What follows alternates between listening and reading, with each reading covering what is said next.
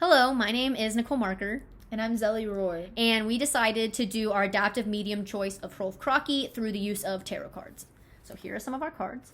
So to begin, we chose to adapt the first 10 pages of the book, which describe the killing of King Halfdan by his brother King Frodi, the search for his sons Helgi and Roar, the revealing of the sons, and then the eventual death of King Frodi. So the first 10 pages were really interesting and captured my attention because I thought it was really fascinating how the envy of King Frodi led to the death of his own brother, and then he wanted to kill his own nephews, and that just created a really intense story and was interesting to see the hunt throughout the kingdom trying to find his boys and just using all of his men and army to try to find them. So I was really fascinated also by the fact that his foster father, Rain, had a lot of guardianship and power over the boys and really wanted to make sure they were led to safety, and he helped them lead to Fiffle's Island, where he used magic and distractions to make sure that they were safe. So it was a really good page turner and opened the book in a really great way, and I thought it was what kind of made me interested in the book in the first place. So we felt really passionate about trying to adapt this through tarot cards and telling the future of King Halfdan. We chose the tarot cards because of their known use for telling the future. We thought it'd be interesting to create a deck that would tell the future of what would happen after King Halfdan's death. This is supposed to be interpreted as if King Halfdan came in to get a tarot card reading done. It was also fun to adapt a scene from a Norse mythological book through tarot cards because Norse mythology has had a huge impact on the classic tarot card deck, incorporating gods and magic. So to start off, we have the back of the card. This represents the creation myth for Norse mythology, as the giant Ymir, his body was used to create the earth. His skull, the sky, the clouds, his brains, his bones, the mountains, and the sea, his blood.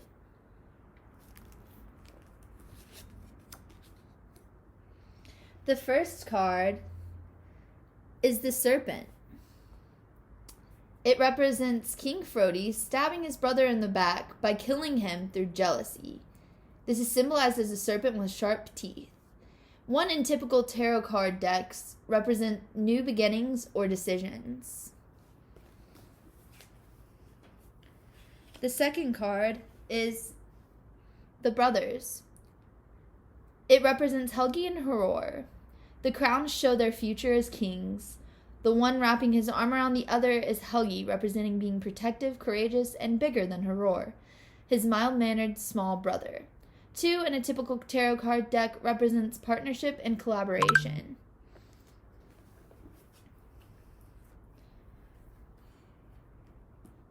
The third card is the Guardian. It represents Rain, the foster father of Helgi and Horror, leading them to safety by a large hand guiding a smaller one. Throughout the first 10 pages, he leads them to safety to Fiffle's Island and also helps them kill King Frodi. He's always making sure they're safe and protected.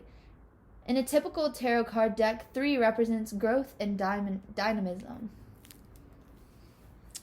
So the fourth card is called the Wizard, and it represents Viffle, a magical freeman helping hide the 2 boys from King Frodi. Although he is not explicitly labeled a wizard in the text, he's labeled as a person with profound learning, and there's more to him than meets the eye. So 4 in a typical tarot card deck represents stability and standstill.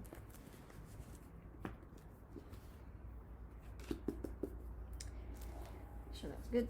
Okay. The 6th card is called the Island.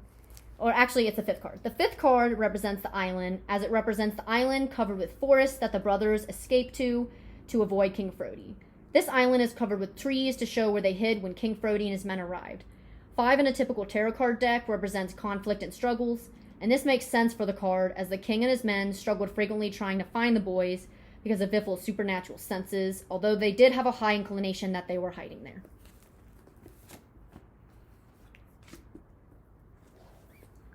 Six is called the Gift, as it represents the ring that was flung by Signy to distract the seeress, exposing her brothers at the feast.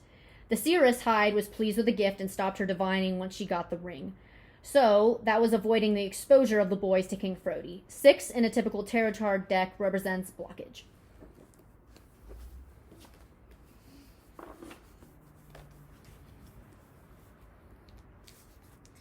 The 7th card represents the flamethrower, who is supposed to be the Jarl, the husband of Helgi and Horror's sister, helping the brothers build up the fire in King Frodi's hall, as if at the snap of the finger he and his men emerged to help create the fire. 7 in a typical tarot card deck represents completion and solutions.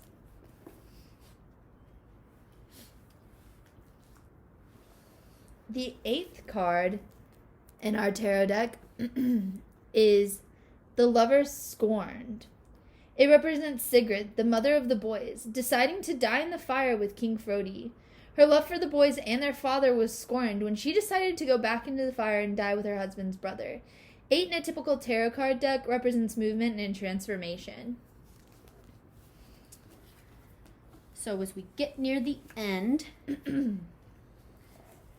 9 in our tarot card deck is called Destruction, as it represents the fire that the brothers started to kill King Frodi and destroy his hall. 9 in a typical tarot card deck represents the climax and the accomplishment of the story. So lastly, it's my favorite one, is called The Death. So 10 is called The Death and shows a skull with a crown. This is depicting the death of King Frodi, and orange and yellow background is used to represent the fire he died in. 10 in a typical tarot card deck represent endings and closure.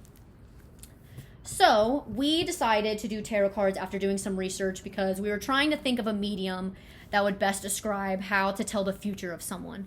So we were trying to think of something that was maybe related to Norse mythology, as well as being able to maybe give someone a reading. So that's where we kind of came up with the idea of reading tarot cards.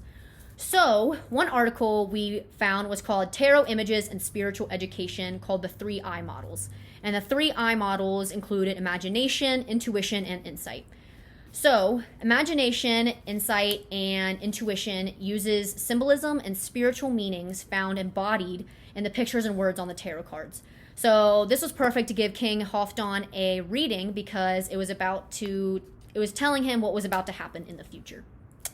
In addition, we read a second article titled Divination, Material Culture, and Chance. And this discusses the modern practices of divination and what are usually performed to give personal narratives. And tarot cards was an example given in this text. So this was useful to us as we wanted to create a narrative to tell the future of King Halfdan and what was about to happen to his sons as well as his kingdom. So the last article that we read was called Tarot Cards, a Literature Review and an Evaluation of Psychic versus Paranormal Explanations. So this is really interesting to kind of talk about the paranormal aspects of tarot cards and how they are able to read the future. So this research discusses how cards can portray opportunities, conflicts, dilemmas, and future decisions in someone's life in order to bring clarity to the conflicts that are about to arise. So I thought this was a really great option for us to use tarot cards, as we could identify were able to identify the conflicts that King Halfdan was about to experience, including his death, as well as the death of his brother and the eventual rise of his sons as kings.